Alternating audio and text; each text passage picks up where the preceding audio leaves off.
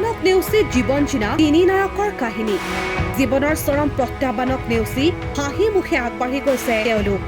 Real নহয়, real লাইফৰ তিনি নায়কৰ কাহিনী এয়া।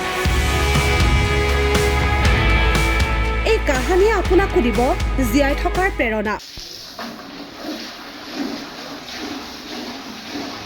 মাত্ৰ ৩৫,০০০ টকাৰে ব্যৱসায় আৰম্ভ কৰিছিল ডিপিলাৰ ১ নং চেঙাপাৰাৰ নৱকুমাৰ ডেকাই।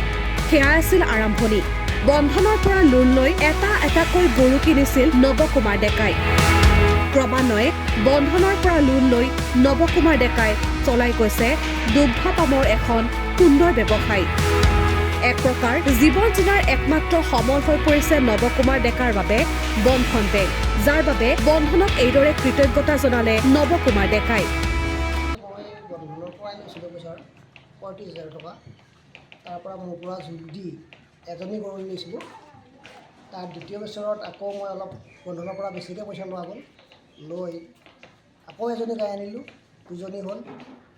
তাৰ থাৰ্ড বছৰত আকৌ মই এনেকৈ মানে বছৰে বছৰে অলপ বঢ়াই পইচাটো লোৱা যায়। মই তেনেকুৱাকৈ ফাৰ্মখন খুলিছোঁ। তাৰপিছত আৰু দ্বিতীয় আছে, মোৰ আপোনাৰ পুখুৰী আছে ৩টা লিজত লোৱা। চব বন্ধনৰ পইচা দিয়ে লোৱাৰ নিচিনা হৈছে আৰু। প্ৰায় আজি ৮ বছৰ হ'ল মোৰ বন্ধনৰ লেনদেন। এইবাৰ মই বেছিকৈ লৈছোঁ, অলপ ১.৫ লাখ টকা লোৱা হৈছে। ১.৫ লাখ টকাত মই এজনী গাই আনিছিলোঁ, সেইজনী ১,৩০,০০০ টকা দি আনিছিলোঁ গৰুটো। তাৰপিছত বন্ধনৰ পৰা পইচা লোৱাৰ পিছত মোৰ বেয়া মানে ভালে হৈছে, কাৰণ মই একেলগে পইচা গোটাবও নোৱাৰোঁ। লোন লৈ পেলাই কাম কৰিছোঁ। আজি ৮ বছৰ হ'ল। ৮ বছৰেদি মই বৰ্তমান এতিয়া ধৰ চলিবৰ কাৰণে বৰ সহজ হৈছে বন্ধনৰ পৰা। কাৰণ আমাৰ ধৰ চৰকাৰী লোন ল'ব গ'লেতো আমাক নিদিয়ে মোটামুটি, কাৰণ বহুত কিবা কিবি বিচাৰে।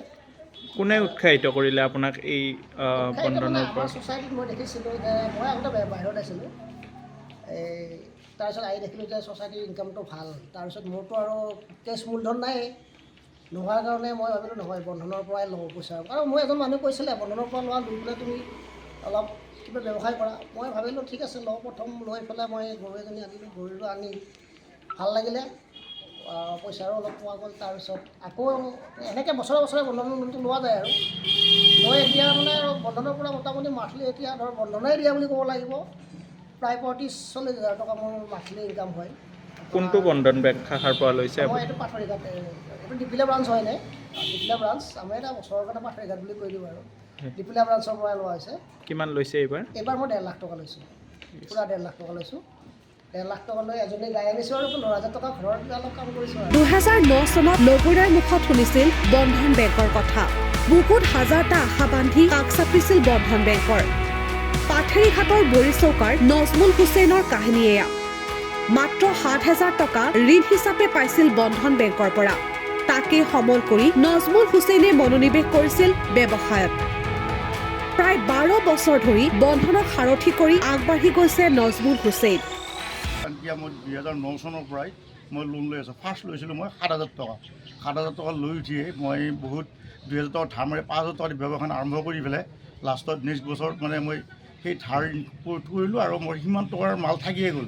তাৰপিছত নেক্সট মই আকৌ ৩০,০০০ টকা লৈছিলোঁ, লৈ তেতিয়াৰ পৰা গেলামাল দোকান আৰম্ভ কৰিলোঁ। গেলামাল দোকান আৰম্ভ কৰি এনেকৈ প্ৰায় ২০১৭লৈকে মই চলি আছোঁ। ১৭লৈ চলি থাকে কইনাটো যেতিয়া ডেথ হৈ গ'ল, তেতিয়া মোৰ অলপ মানে মই এটা হেৰি হৈ গ'ল, দুৰ্বল হৈ গ'লোঁ।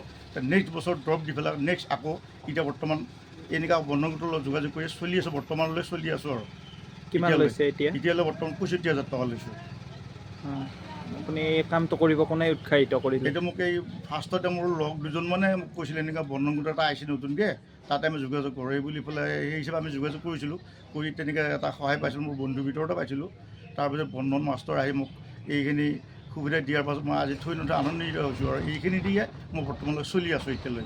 বন্ধনৰ পৰা ঋণ লৈ লাভান্বিত হৈছে পাথেৰী বৰিচৌকাৰ আব্দুল আজিজো।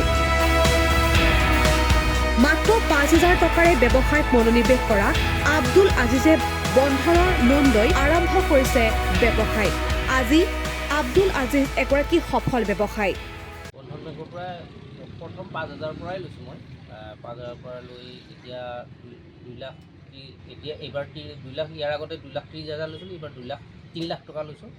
আৰু মই বহুতখিনি উপকৃত হৈছোঁ এই বন্ধন বেংকৰ পৰা। এতিয়া মই ডিপিলা শাখাৰ পৰা লৈছোঁ। প্ৰথমতে মই চিপাজাৰ শাখাৰ পৰা লৈছিলোঁ ৫,০০০ টকা, তাৰপিছত এতিয়া ডিপিলা শাখাৰ পৰাই লৈছোঁ এতিয়া বন্ধন বেংকৰ পৰা ঋণটো লৈ যথেষ্টখিনি উপকৃত হৈছোঁ আৰু পৰিয়ালটো পোহপাল ধৰিছোঁ আৰু যথেষ্টখিনি মই উন্নতি কৰিছোঁ। কি দোকান আছে আপোনাৰ? আমাৰ গেলামাল দোকান, গুৰিপ্ৰমৰ গেলামাল দোকানে। কোনখিনিত আছে এতিয়া নাম? এইটো এনেই পাথৰিঘাট পৰে গাঁও, কিন্তু বৰ্তমান বৰিচুকাতে আছোঁ আৰু বৰিচুকা গাঁওখন। ঠিক আছে। বন্ধন বেংকৰ কিবা মানে আপোনাক সহায় কৰিছে নেকি বন্ধন বেংকে? বন্ধন বেংকে সহায় কৰিছে যথেষ্টখিনি, লোনটো দিয়াৰ কাৰণে যথেষ্টখিনি মই উপকৃত হৈছোঁ। এই ব্যৱসায়টো কৰিবৰ কাৰণে আপোনাক কোনে উৎসাহিত কৰিলে মানে? তো উৎসাহিত বন্ধন বেংকে যথেষ্টখিনি উৎসাহিত কৰিছে মোক, যথেষ্টখিনি পইচা দিছে।